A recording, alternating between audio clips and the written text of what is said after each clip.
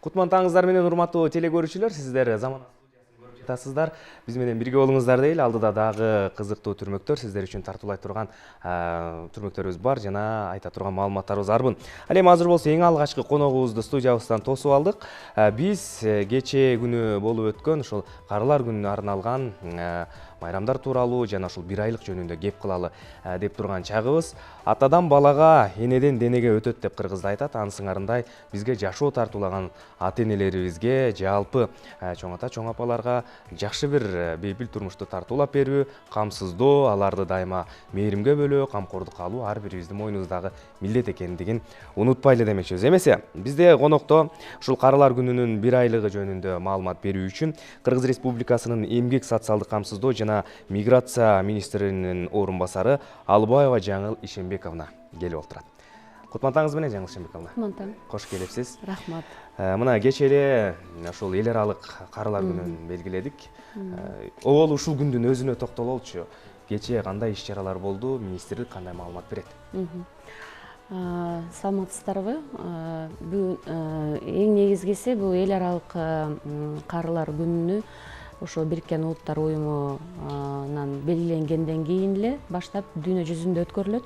Анан бизде да, Кыргызстанда да биз да өткөрөбүз бул күндү белгилеп.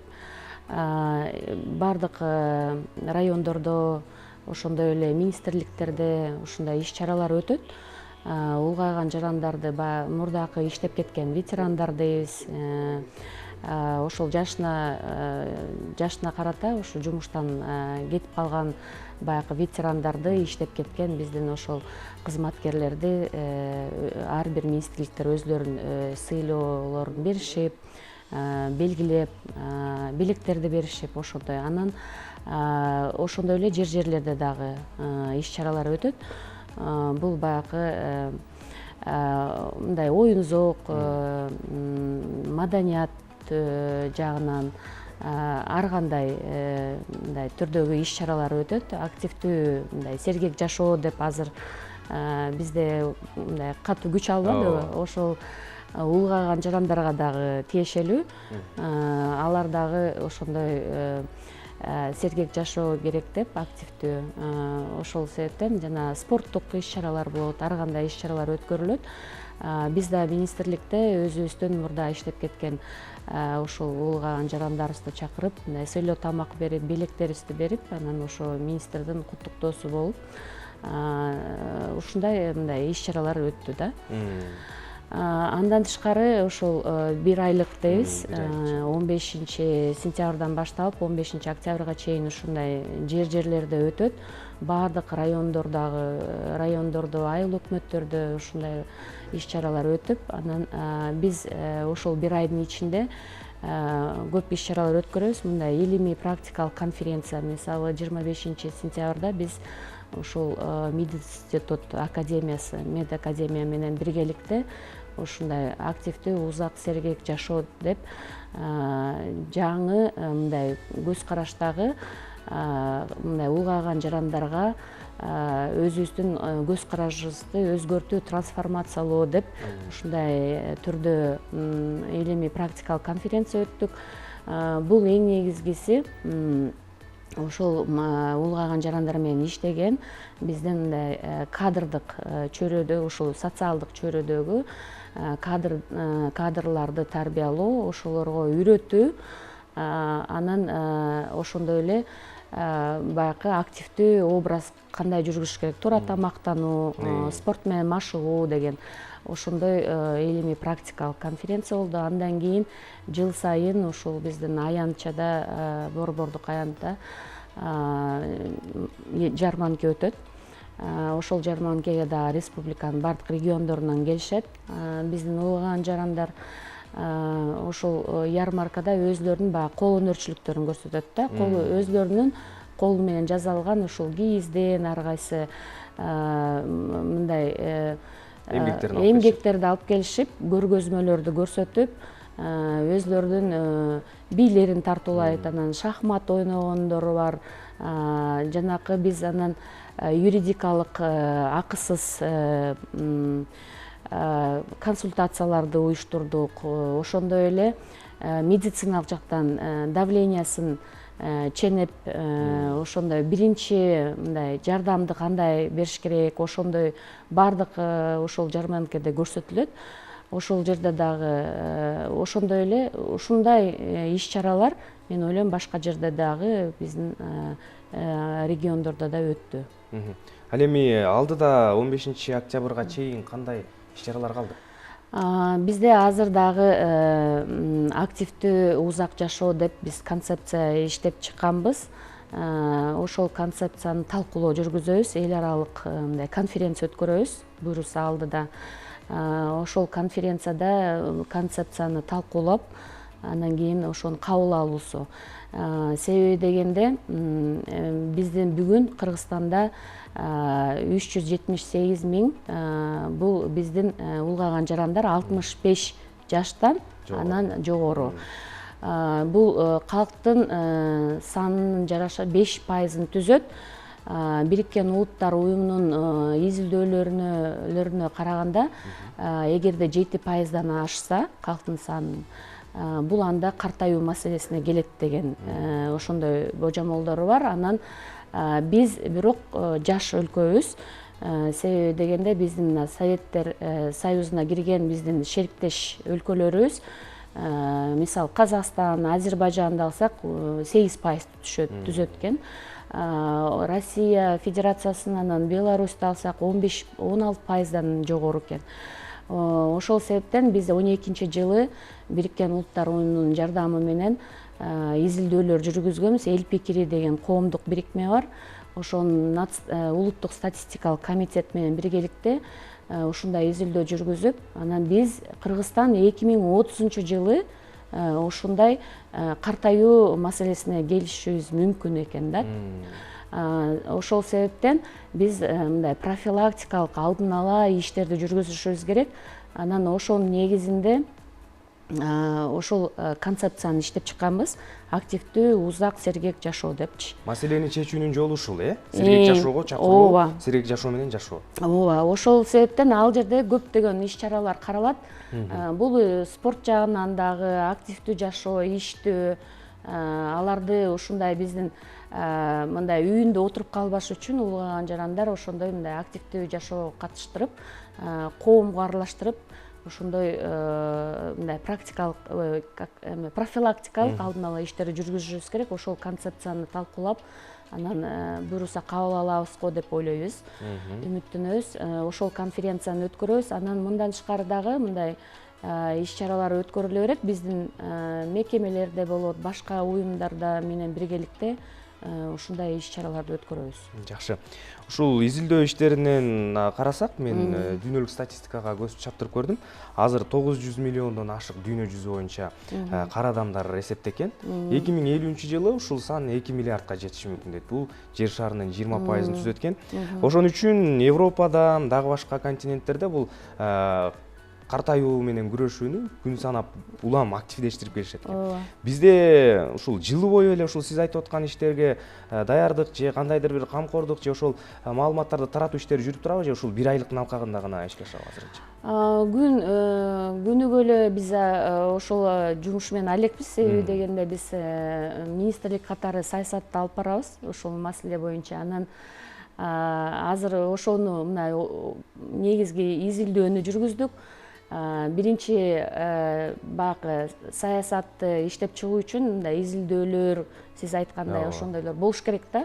Анан илимий практикалык мындай конференцияларды өткөрүп, аларды мындай биздин окумуштуулар менен, академиктер менен, профессорлор менен талкуулаш керек. Анан кийин ошонун эгерде ошол жерде көйгөйлөр болгон көйгөйлөрдү биз чечүү үчүн мындай өзүнчө милдеттерди коюп алып, анан ошого программа түзүлүп, анан программасынын финансылык жагын дагы санап чыгышыбыз керек. Анан кийин ошонун негизинде анан ошону сунушташыбыз керек да. Азыр биз ошону мындай алдын ала иштеп чыгып, эми талкуулоо жүргүзүп, анан кийин мүмкүн дагы кандайдыр бир өзгөртүүлөрдү киргизебиз ушул программага, анан кийин өкмөткө сунуштайбыз. Буга чейин дагы башка иш-чаралар деле мындай жүргүзүлүп келет. Жана жыл сайын ушундай жарманкелер өтөт, бир айлык өтөт, анан ушул биринчи күнгө карата өткөрөбүз. Анан региондордо деле ошондой көп иш чаралар жүрөт. Бизде себеби дегенде 25-жылга чейин ушул уулгаган жарандардын жашоо шартын сапаттуу жакшыртуу деген ушундай иш чара бекитилген. 19-жылы 25-жылга чейин биз ошондой план түзүп койгонбуз. Ошол пландын белгиленген иш чараларды аткарып келебиз. Жакшы.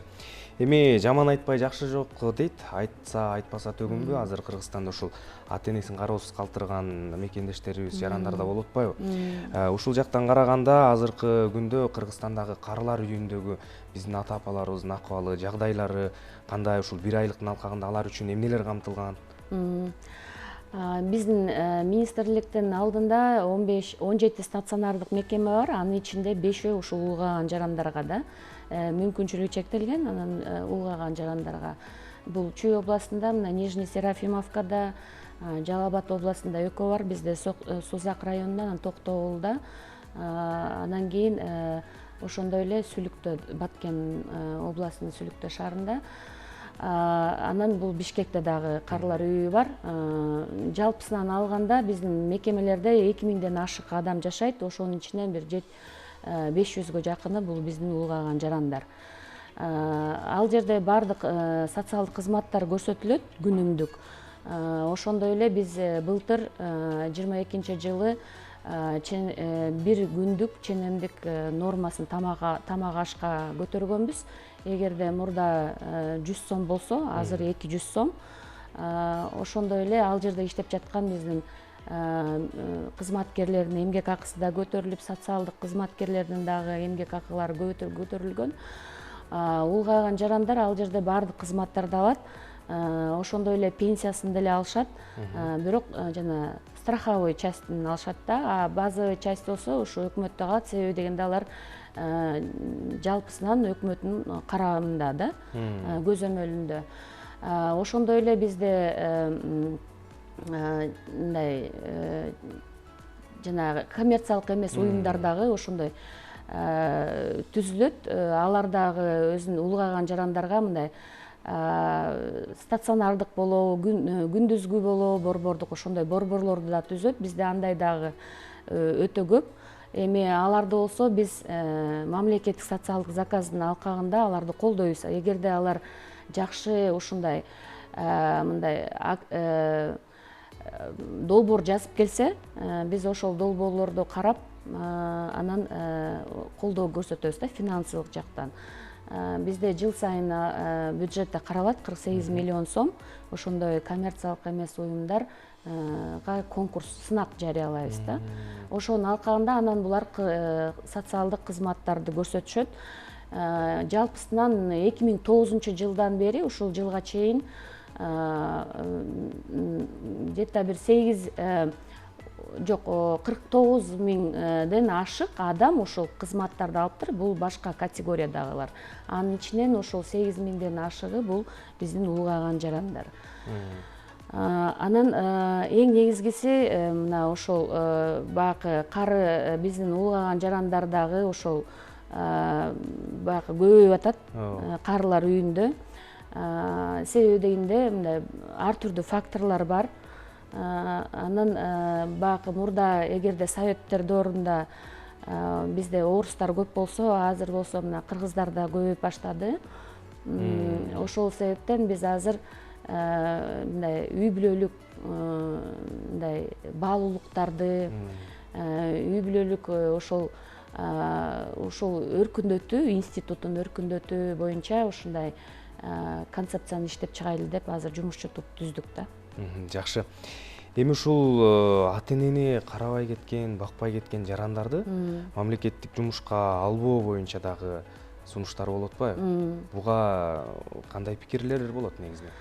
Үй бүлө кодексинде бүгүнкү күндө негизи каралган. Эгерде мындай ата энесин сөзсүз түрдө ошол балдары караш керек деген. Бирок баягы күндө жоопкерчилик, эң негизгиси жоопкерчилик да. Бирок ал ошол үчүн биз азыр жумушчу топ ушул үй бүлө кодексинин жаңы редакциясында иштеп чыгабыз. Ошол жерде биз баласын таштап кеткен ата энелерге, ошондой эле балдары ата энесин таштап кеткен ошол адамдарга биз мындай жоопкерчиликти катуулайлы деп атабыз да. Себеби дегенде бүгүн биздин ченемдик укуктук актыларда жазылган, бирок баягындай тартип анан жоопкерчилик деген жок болуп атат да. Ошону биз мындай ошону жолго түшүрүшүбүз керек да. Анан азыркы үй бүлөлүк кодексте иштеп чыгып, анан биз ошону сунуштайбыз. Ошондо мен ойлойм да, ушундай бир жакшы жылыштар болот. Себеби дегенде үй бүлө, мисалы, биз ойлойбуз да атасы, апасы, анан баласы депчи. Азыр чоң үй бүлөдө да бар да, туурабы? Бул жерде чоң апасы, чоң атасы, анан ошол себептен ошол үй бүлөлөрдүн баягы баалуулуктарын жана калда салттарды кантип эме кылат, ошол жерде үй бүлөнүн жоопкерчилиги, анын баардык мындай коомго көз карашы, алардын коомдун үй бүлөгө көз карашы, ошондой нерселердин баардыгын камтып, анан эң негизгиси жоопкерчиликти биз жогорулатышыбыз керек да. Жакшы. Рахмат сизге маалыматыңыз үчүн, таңертең ушул бизге жеткирген ушул жаңылыктар үчүн. Анан аталарыбыз, апаларыбыз ар убак бир бейпил турмушта жашаса экен дейли, сиздер көрүп аткан аракеттин баардыгы тең ушул мамлекеттеги улгайган адамдардын саламаттыгы үчүн, социалдык бир жетишкендиги үчүн болот. Ишиңиздерге ийгилик каалайбыз. Рахмат. Чоң рахмат. Урматтуу телекөрүүчүлөр, биз Кыргыз Республикасынын эмгек социалдык камсыздоо жана миграция министринин орун басары Албаева Жаңыл Ишенбековна менен маектештик. Биз Карылар күнүнө арналган маегибиз болду. Аталарыбыз, апаларыбыз бейпил турмушта жашасын дейли. Ал эми сиздер биз менен бирге болуңуздар. Алдыда дагы сиздерге айта турган маалыматтарыбыз бар.